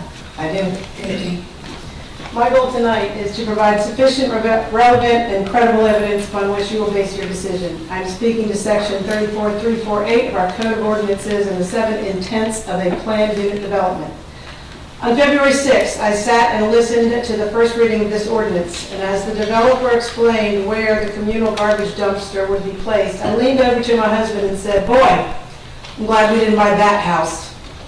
That house being the one located at 1105 First Avenue North. The one that will be directly across the street from the garbage dumpster if this development is approved. I mean, no disrespect to that property owner in these comments, but the fact that I would not want to own that house if this ordinance is approved demonstrates that this development will not retain property values. Increasing traffic in the block adjacent to a city park will not retain property values. Visitor and overflow parking on the city property will not retain property value. Decimating the tree canopy on the entire block will not retain property value. So I ask you, would you want to own the property located at 1105 First Avenue North? Would you want this development going up across the street from your house? Is it going to improve or retain your property value? As far as the developers claim to be consistent with the comprehensive plan, Part LU 142, to meet the demands for adequate housing, including those with low and moderate incomes, I emailed you each of you with a detailed breakdown of the facts regarding this claim, so I will summarize.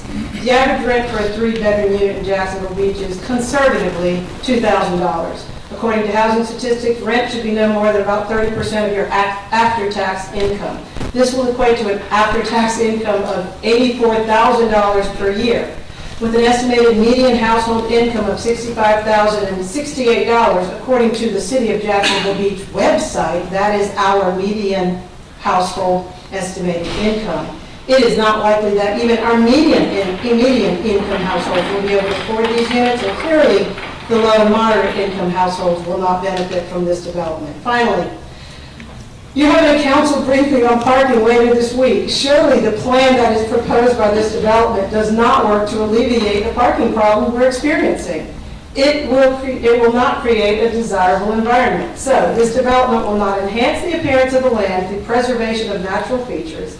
It will not provide an environment of stable character compatible with the surrounding area. It will not create a desirable environment, and it will not retain property values. For these reasons, you have a duty to disapprove Ordinance 2023-8192. Thank you, Ms. Phillips. Roger Whiting. Fine with it.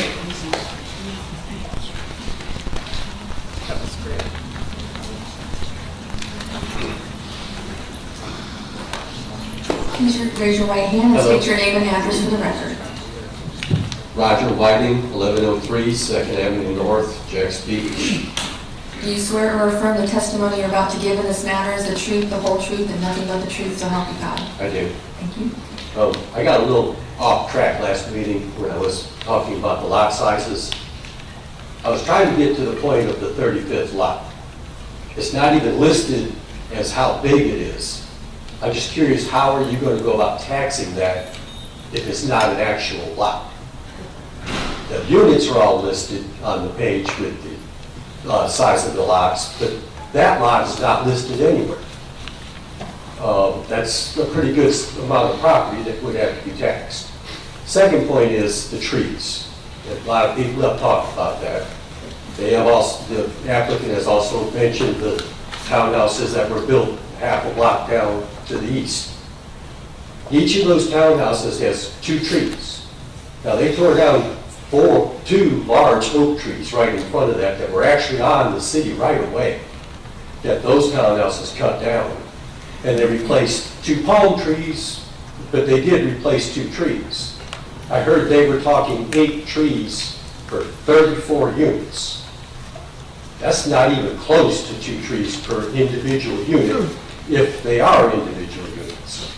Now, if it's a complex, I understand that's different. But it's got to be one or the other. And that's all I have to say. Thank you. Thank you, Mr. Whiting. Cynthia Simpson.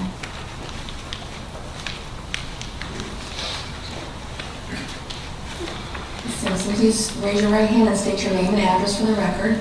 Hi, Cynthia Simpson, 1005 First Avenue North, the ugly green building that will be torn down at some point. Do you swear or affirm the testimony you're about to give in this matter is the truth, the whole truth, and nothing but the truth, so help you Yes, God? yes, ma'am. Thank you. Hi, you all know you're going to spend an awful lot of money refurbishing Gonzalez Park. You already know there's not enough parking for Gonzalez Park. Supposedly JWB is going to provide 20 spaces. Who's going to park in there? The people who live in the units. Because it's not going to be adjacent to Gonzalez Park. Gonzalez Park is a well-loved, well-used park, as you all know, or you would not have approved the plans to redevelop Gonzalez Park. Think about that. None of you on the council actually live in that neighborhood. And by that neighborhood, I mean within 1, 2, 3, 4 blocks. All you have to do is come and sit in my parking lot. There are 8 apartment buildings in that building, 6 of which are rented. They're 2-bedroom apartments. Adults live there. Each adult has a car. I happen to be poor. I do not have a car. So 6 times 2 is 12. Minus 1, since I don't have a car, is 11. Guess how many parking spaces there are? There's 8 apartment buildings. There are 8 parking spaces. Where do you think all the extra cars park? All over the road. Again, look at the map. There is the Circle K. What is the Circle K? It is a gas station and a convenience store. Who do you think pulls in to the gas station and the convenience store? Beer trucks? All the other food conveniences that pull in? Waste Management, which happens to empty our dumpster, which is small, not the enormous dumpster that 34 units is supposedly going to take care of. Forget recycling, haven't heard a damn word about recycling. They park along First Avenue North. Where do the landscaping trucks pull in? First Avenue North. Everything comes and goes from First Avenue North. If you lived in the area, you would know how busy 10th Street is, how busy 9th Street is. It is a major thoroughfare because people are getting off Pendant, people are getting off Beach. First Avenue North is another thoroughfare east and west. Get off Beach, get off Pendant. That's what they do. The traffic is crazy, as you have all heard. Dumpster? How is that enormous dumpster going to get moved? What kind of vehicle is going to pull that in and out?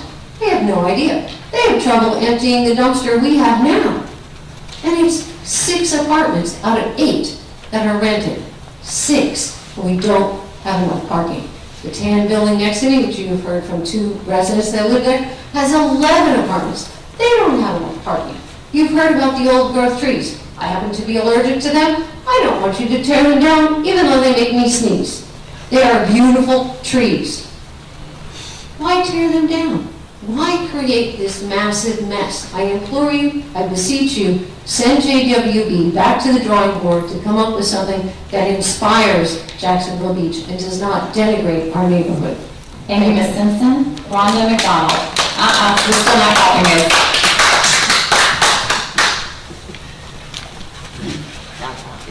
And after Rhonda will be Michael Dunlap. Please state your name and address for the record. I'm Rhonda Stanky McDonald, at 1120 2nd Avenue North in Jacksonville Beach. Do you swear or affirm the testimony you're about to give in this matter is the truth, the whole truth, and nothing but the truth, so help you God? I do. Thank you. I'm probably going to read this. It is from my heart. Speaking of my heart, this proposed project breaks my heart. This developer has a good reputation in general. But then he brings this Godzilla-scale project into our neighborhood, and it is disrespectful. This council members and the mayor, you are our citizen advocates. You are our protectors. This isn't the first time somebody has been in protest of these townhouse PUD experiences. This neighborhood comes out regularly to protest this type of thing, and still no one has altered the land use code. Tonight, I come in here like Robin Smith and a few others, and I'm going to cite what Councilman Golding cited at the end of the last, the 34-211C, and now we found out we can't. A long time ago, I lived in Neptune Beach, and we protested Walmart, and everyone said, it's Walmart, it's coming in. It's not there. I was active in a leadership role when they were going to bring a cruise terminal to Mayport.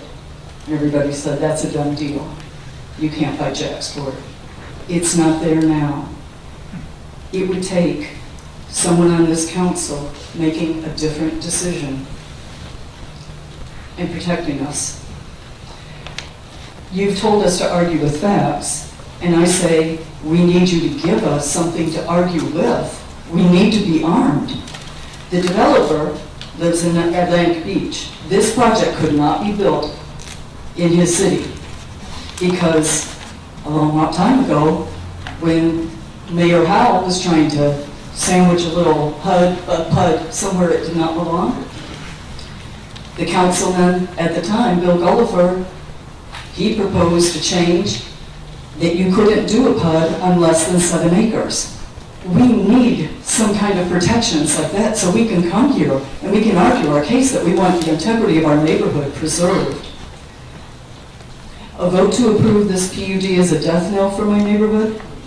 An approval of this application establishes a precedent that other developers will lean on when they come to kill another chunk of our community. And when it is gone, a calm, quiet, nearly affordable way of life will be gone forever. The power is in your hands to protect us today. And I just need one of you to change your votes. Thank you, Ms. McDonald. Michael Dunlap.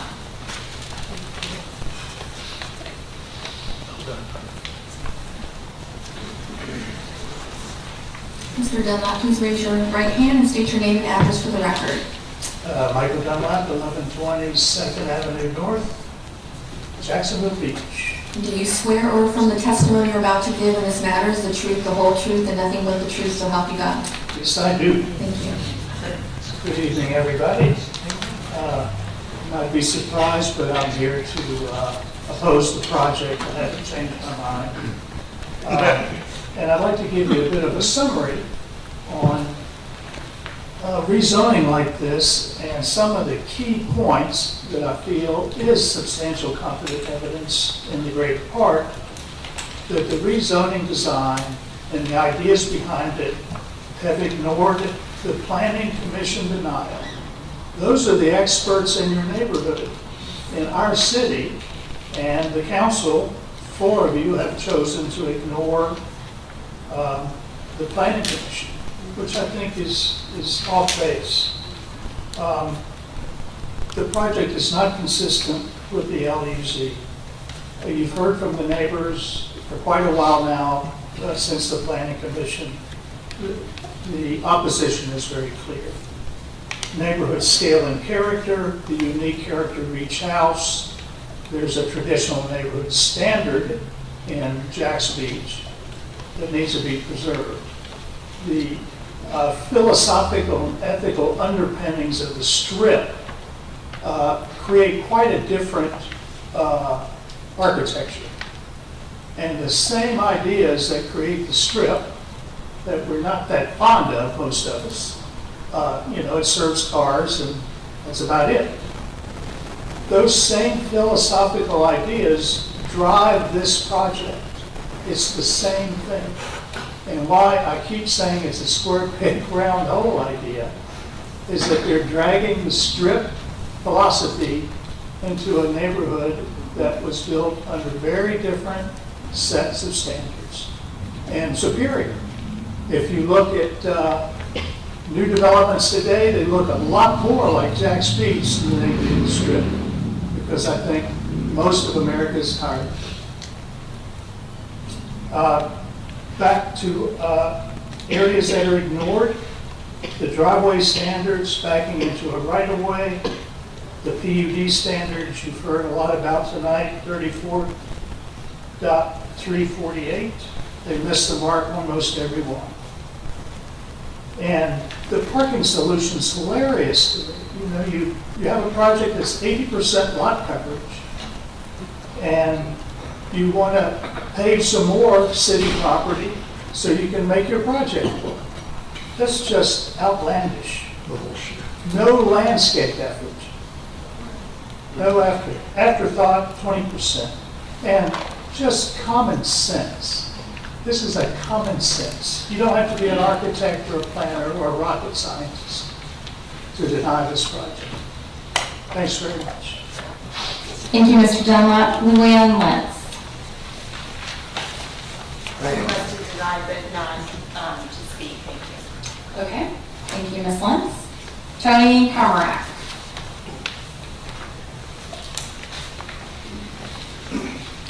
Mr. Comack, please raise your right hand and state your name and address for the record. Tony Comack, 533 11th Avenue South, Jacksonville Beach, Florida, 32250. Do you swear or affirm the testimony you are about to give in this matter is the truth, the whole truth, and nothing but the truth, so help you God? Yes. Thank you. Okay. Boy, you guys are under a lot of pressure. I see, Jacksonville Wealth Builders, the way they're bringing their attorneys in, pressuring you. I can understand your difficulty in not listening to the residents. But I did send every one of you a personal email giving you substantial and competent evidence that there is problems with large vehicles trying to fit into a two-car garage. Like some examples, you might have saw my article in the Beaches Leader, is a Ford Explorer, the Ford Expedition, it's a Chevy Silverado, a Dodge Ram, Toyota Tundra. In a way, Jacksonville Wealth Builders admitted there's parking issues. Why? Because after we said there's a parking issue, we'll build 20 more. That's going to be used, by these large vehicles that can't fit in the garage. There's not going to be a restriction that they can't park there overnight or during the day. 80% of them will be used by the residents. The other thing is, they can't keep the parking in the four corners of their property. In their presentation the last time, they did the Blue Water Apartments. Guess what? They can contain the parking on the four corners. Holiday Inn, they can contain the parking on their four corners. The Beach House Assisted Living, the same thing. You can take a Chevy S10, park it in there, and have no issues. So the bottom line, the criteria that they don't meet is that PUD needs to accomplish a more desirable environment than the typical LDC. They're following the LDC. But if he drills me, you guys please ask how wide, how deep, and how high can these, trucks park in these, units? Because it's not about, we're not talking about the design right now. We're just saying, approve it, and we'll see what comes up afterwards. But anyways, I know you're under a lot of pressure, and thank you. Thank you, Mr. Comerick. Michelle Tipton.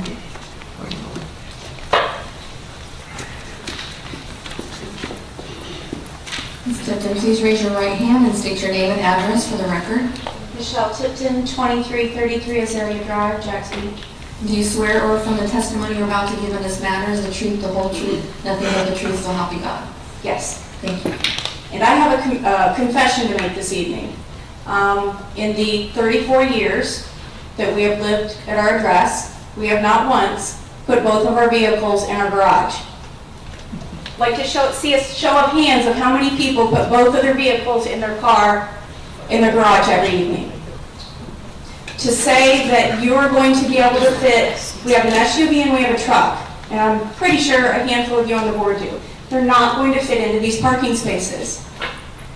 The additional 20 spots that they're talking about, if half of these, or 40% of those 34 space or units have a vehicle that does not fit, they're taking up those additional 20 spots.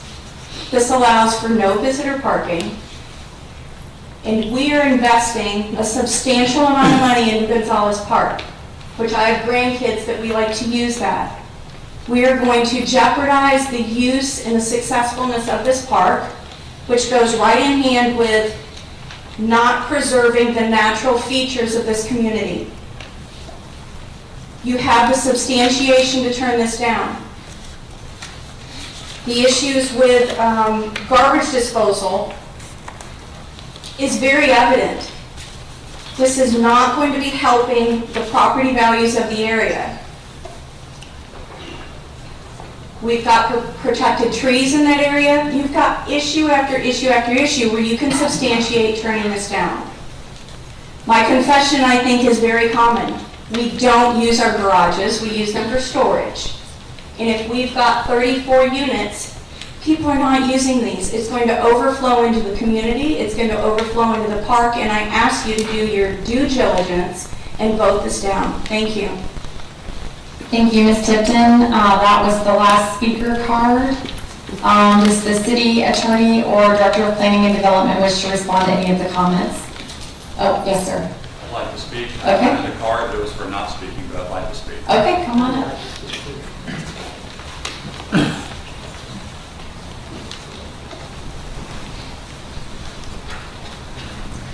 If you would raise your right hand and state your name and address for the record. Todd Smith, 1443 10th Street North, Jack Beach. And do you swear or affirm the testimony you're about to give is the truth, the whole truth, and nothing but the truth, so help you God? I do. I wasn't planning on speaking, so please let me fumble through this as best I can. I am also sitting on the Board of Adjustment for Jack's Beach, so it's exactly the kind of thing I see on a regular basis. You've got a development that is ridiculously too big for a lot. It's a monstrosity is what it is. If I'm not mistaken, the original plan was denied by Jack's Beach. And now we're sitting here looking at it again. I don't know how or why it happened, but they originally denied it, if I'm not mistaken. You've got that busy road right there, and if these units are going to have these cars backing onto the street with a park next door, it's a very vibrant and active park. And you've got people using the park, people are trying to back onto that street. I see problems with safety right there. And if you think it's going to be 34 cars, no. More like 70 to 80. 68 at least. Minimum to that unit right there. 70 to 80 cars are going to be at that unit, not 34. I promise you that. This really basically boils down to breathing money, because the developer's going to be long gone when this thing's done, and it's going to be us that have to live with it. Us. And I think we spoke a long time ago, this is not what we want. This is not the vision of Jack's Beach. Jack's Beach has a vision. This is not it. This is just a monstrosity of development being crammed into 1 acre. It's ridiculous to look at. So I think personally that, it's my opinion, that if you guys approve this and it goes through, it'll be a great mistake. It won't be the vision of Jack's Beach. People live here have to live in this long on, so please consider that when you cast your vote on this tonight. Thank you. Thank you, Mr. Smith. Ms. Shields, did you want to speak as well? Come on up. My name is Brenda Shields. I live at 315 18th Street North, Jacksonville Beach. Do you swear or affirm the testimony you're about to give in this matter is the truth, the whole truth, nothing but the truth, so help you God? Yes, I did. Thank you. Well, I wasn't going to stand up and do this, but only 2 of you or 3 of you said you got my email, so I got an email. So I figured some of you didn't get my email, and I didn't send it till today, so perhaps that's why. So I'll just read it to you for those of you that did not get it, if you don't mind. It'll be quick. I hope all council members, can you hear me? I hope all council members will vote against ordinance number 2023-8192. While the comprehensive plan may allow such a development, good sense, quality of life, and smart growth plans, if we had them, would demand we deny this development. Consider recent development and planned development in Jacksonville Beach, such as Beach House, Blue Waters, Adventure Landing property, and Windward Marina, as well as Jacksonville development such as the giant apartment complex being constructed on the Greenville Theater property, and the addition of new homes, condos, apartments, and care centers being developed on San Pablo Road south of Beach Boulevard. Beach Boulevard and Penman Road are often congested. I know, I've lived through this. Locals use avenues to avoid traffic. 9th and 10th Street are also well-traveled roads. Adding 68 plus vehicles in this small area will exacerbate the traffic problems in that area and in Beach Boulevard. Additionally, the planned improvements to Gonzalez Park will result in fewer parking spots, at least in the one that they originally came up with, but better use of the park, which is going to create even more traffic in that area. The 2-car garage spaces per townhome will not be adequate, as many people use garage space for storage, which has been said lots of times. The road accessing the garages for 2 of the buildings does not look adequate for ingress and egress, since vehicles will be accessing the road from both buildings. And I looked at that and I thought to myself, how would you back your car out or pull your car out if someone across the little road there was pulling their car or backing their car? And it would just be a nightmare. And it looked like it'd be really a hard way to turn too. Maybe a small car could do it, but I sure couldn't do it. The proposed addition of 20 parking spaces to be used by anyone, including the public along 2nd Avenue North, will add additional parking spaces to the park for visitors, but should not allow overnight parking, because the park doesn't allow overnight parking either. Even then, those 20 parking spots will not be adequate for visitors to 34 townhomes. The one dumpster does not appear large enough to me for this PUD either. The provided aerial picture of this PUD does not appear to be in keeping with the character of the neighborhood. Many of our neighborhoods are losing their character due to multi-family type construction. Lastly, affordable housing is disappearing. Please consider these when voting tonight. Thank you. Thank you, Ms. Shields. City Attorney or Planning Director have any response to comments? Thank you, Mayor. Nothing that I didn't already address at the previous meeting, but I'm happy to answer your questions from council. Thank you. And does the applicant wish to respond to any testimony of staff or public? Yeah, I guess a few items, and then if Mr. Spock is okay to speak.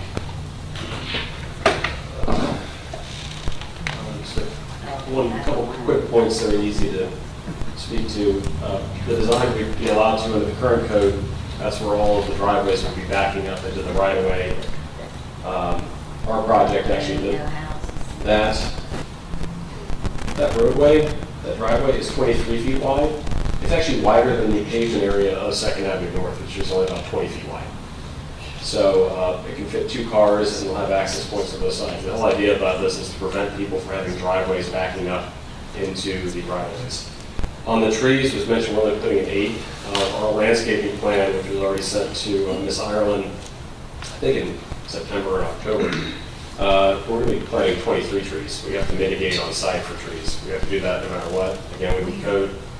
On the excuse me, can I talk? Thanks. On, one of the overriding themes I keep hearing is it's too dense, we don't have enough parking. Those are complaints about your code, those are complaints about your comprehensive plan. We are existing within your code, within your comprehensive plan. We meet the size of the parking requirements. We meet the number of parking requirements. The reason we're offering the extra spaces is because we've heard the concerns of the neighborhood and we're trying to address that.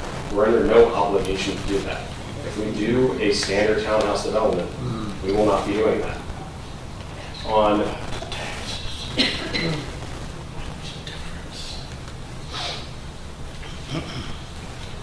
On the short-term vacation rentals, if someone wants to make an amendment tonight that says our HOA documents will prohibit any rental that is shorter than 6 months, we are open to that. The concerns from your council and from your staff is that that would be a conflict with the preemption of state law. And the parking on the short-term vacation rentals, we're doing the best we can to be parking on the short-term vacation rentals. That is not the intent. What you heard here tonight is that people have had an adverse impact from short-term vacation rentals. If we go forward with the current zoning, we can do short-term vacation rentals. We can do 28 of them with driveways that go out in the street. You heard some complaints tonight about parking all the way past the sidewalk, all the way into the right-of-way. That's what you're going to get with the current zoning. On the criteria on 348, again, your staff has analyzed and says we need the code. The section in subsection A is actually not the criteria for city council. It's in subsection J3. Here's what subsection A says. The intent of the PUD zoning district designation is to permit for such flexibility and provide performance criteria for PUD, which, and then it has the 7 criteria you've heard about tonight. The idea is that when you meet 34-348J3, that criteria is supposed to be the specific criteria you meet to meet the 7 criteria under A. That's the criteria you have to vote on tonight. And Alex has a few things he wants to say.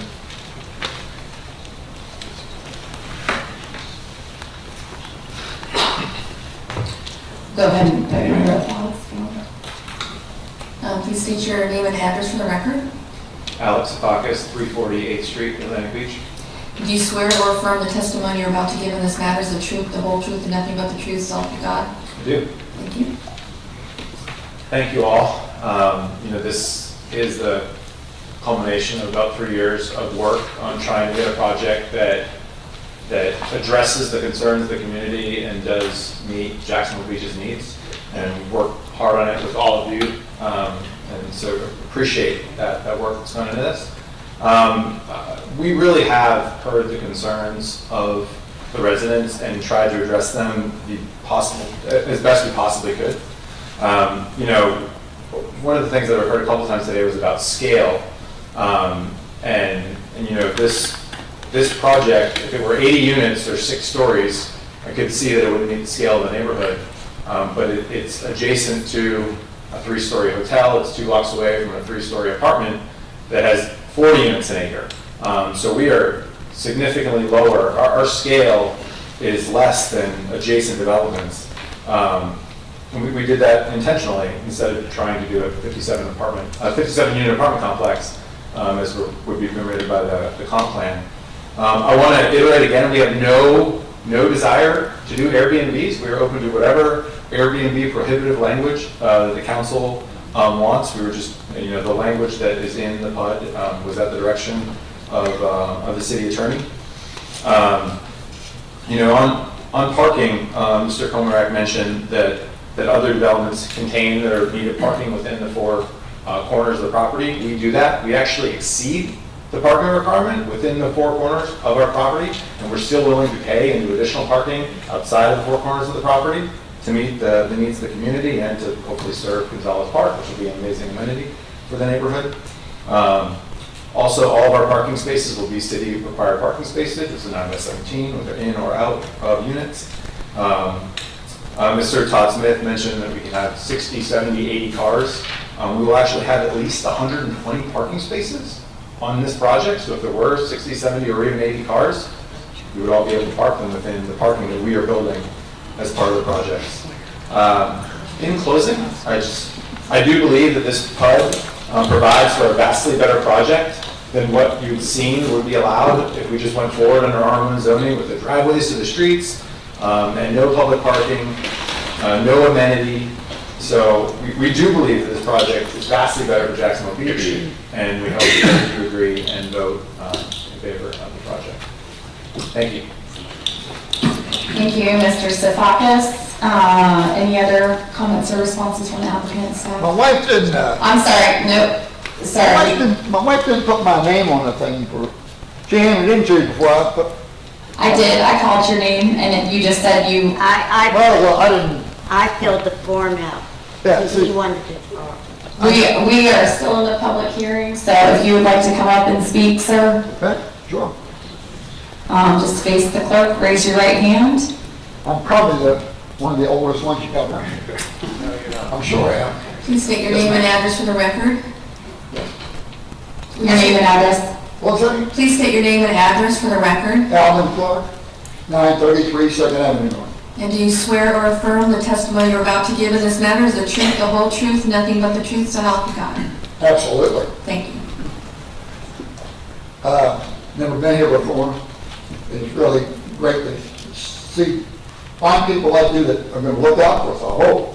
Anyway, I've been here for 64 years. Long time ago, 50 years in the house I'm in now. It was built in 1951. And things, quite a change, a few changes. But this one, people tell me don't even talk about it because no matter what you say, it's going to go. Because that's just the way things are. Big money, big money. I'm hoping that's not true, especially in this case. Number one, you're not even thinking about the people, how many you're going to add around there. And right now, I got people, I see them walking down the street, they have to jaywalk or those sidewalks where they should have been, probably going back to the 20th century, at least the beginning of this century. And even if you did a project like this, you're going to have to take, really should have been done a long time ago. First Avenue should be made one way going east, Second Avenue probably one way going west. That's the only way you can get a setup where you can have parking and sidewalk and still travel.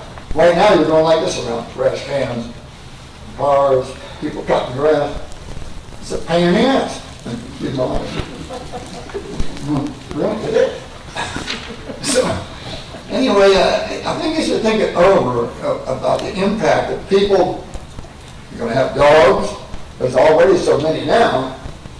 And Gonzales Park made two major mistakes there, especially on 10th Street. When they put the palm trees in, that made it a little harder to park this way. Then nobody knows why you did it. You moved the fence out 10 feet. So there's no place for anybody to park or walk. Because when there's some venue going on in the park, and you add this to it, you're really going to have a hell of a problem. You got people jaywalking down the middle of the street. When there's something going on there, the people are parking over the sidewalk that you put in on 10th Street, on the 10th Street side of the park, and halfway on the street. And now they're starting to park even on this side of the street. This is all residents there. No park there, but so here you got this little tunnel you can drive through. You really got a problem, and this is going to really make one hell of a problem if you do this. That's all I got to say about it, and I appreciate you listening to me.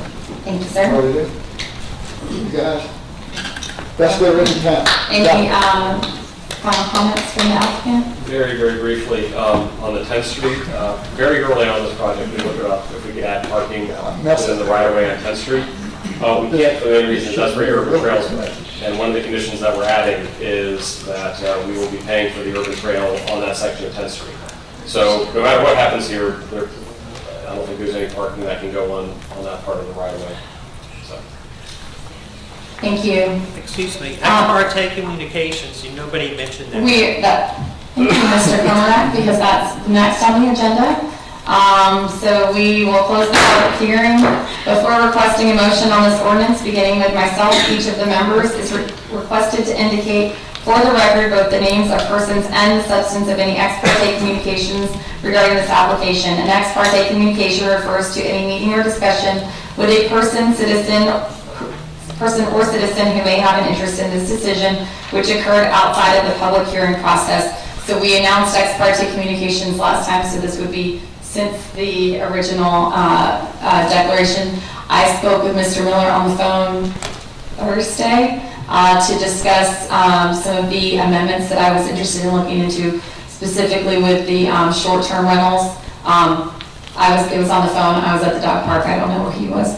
Mr. Sutton. I have not spoken with the applicant since the last meeting. Had a discussion with Austin and Shirley Dutcher. They're in the neighborhood around the area, and I've got numerous, I didn't count this time, but I have numerous emails, both in favor and in opposition. Thank you, I'm sorry, I forgot to mention also numerous emails both in favor and opposed have been forwarded to the city clerk. And I will forward those to the city clerk. Mr. Horn? Similarly, I have not spoken with the applicant or any of their, I have had multiple emails. I forwarded the majority of them. I did receive several today that I haven't seen now. We'll send those forward as well, but in support and opposition to. Mr. Mesa? I've received multiple emails, some in favor, some in opposition, and I received a phone call from Mr. Zufakis on the proposed amendment conditions. Mr. Nichols? I spoke with the applicant the day following the previous hearing, mostly related to the short-term rentals and how I am opposed to them. And then I received the same emails everybody did, with many in favor and many opposed. Mr. Jansen? I've received many emails in favor and opposed to the PUD. Ms. Golding?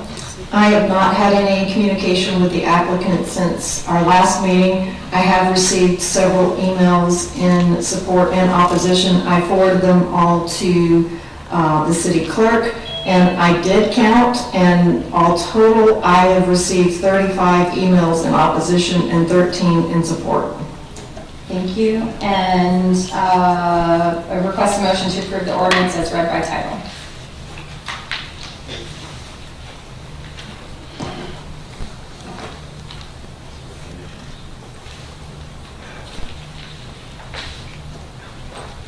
Normally, we ask for a motion, and so we have a motion that's been prepared. There are two motions available, one original, one without the conditions. So it just depends on how. I'm going to make a motion with conditions. I move that we adopt ordinance 2023-8192 as amended with conditions specified in paragraphs 2C through 2F on the second reading for rezoning for North Beach Townhouse PUD. Second. We have a motion and a second. Before opening the floor for discussion or questions by the council, please be reminded that our decision will be based on the criteria set forth in the Land Development Code, and the council is required to approve a clear statement of specific findings of fact, stating the basis upon which such facts were determined and the decision was made. We have a motion and a second. Comments by council. Comments, questions by council. There are no lights. Mr. Mesa. This is more of a comment. Mayor has been in office since 2012. This council, including our city manager, has taken, we inherited a land development code that is very outdated, and we are working to get it fixed. That takes time. So there's some conditions, or I'm sorry, not conditions, there's some blocks that obviously meet the code. And the one-car garage, you can't even fit a Toyota Prius, let alone even squeeze in to get it. But it's within code and it's within reason. So I'm hoping the next year we're able to work some of the land development codes so we can avoid certain projects. But that's it. Thank you. Thank you, Mr. Mesa. Ms. Golding? I have a question for the applicant, Zach.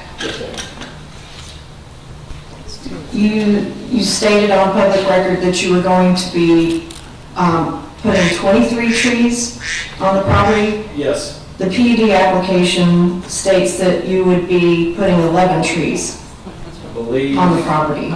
So which is correct?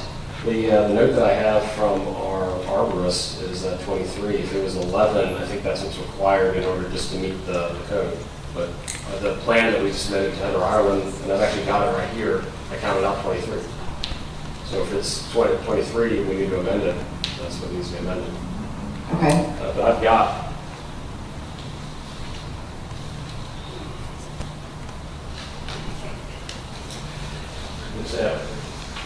Counted out, this was 23 trees. I think it was 11 have to be of a certain caliber. I think that's the requirement in the PUD.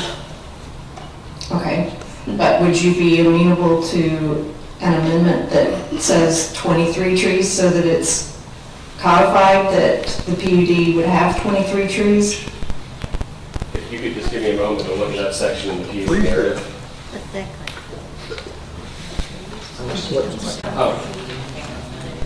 If I may just clarify, you have to do 11 trees that are at least 4 inches in diameter. So that's what the criteria in the narrative says, but in total we are doing 23 trees. So if you want to add to it that we will meet the 11 trees that are at least 4 inches in diameter, but do a condition that we're doing 23 trees in total, yes, I'm amenable to that. Okay. So I do have a statement I want to make. First of all, the PUD is, if we read the purpose and intent, it says, the application of flexible land use regulations to the development of land is often difficult or impossible within traditional zoning district standards. My belief is that this property can be developed within traditional zoning district standards.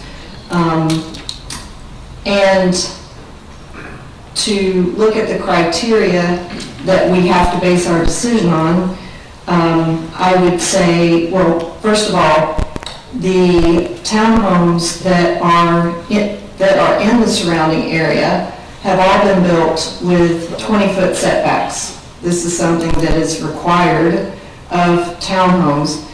This PUD, which is the flexibility basically is removing any setbacks, is not allowing any setbacks which the other townhomes in the surrounding area have, which provide additional parking, whether that be for the residents who don't park in the garage or for their guests.